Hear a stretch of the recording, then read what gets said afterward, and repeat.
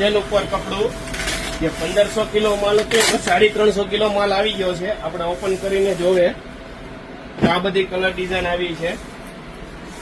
Cartoon print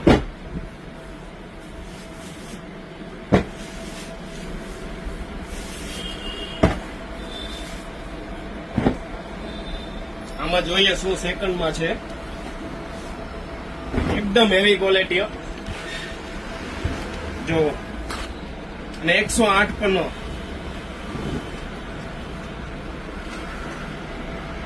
ખાલી આટલું જ સેકન્ડ છે, બાકી આખું ફ્રેશ છે.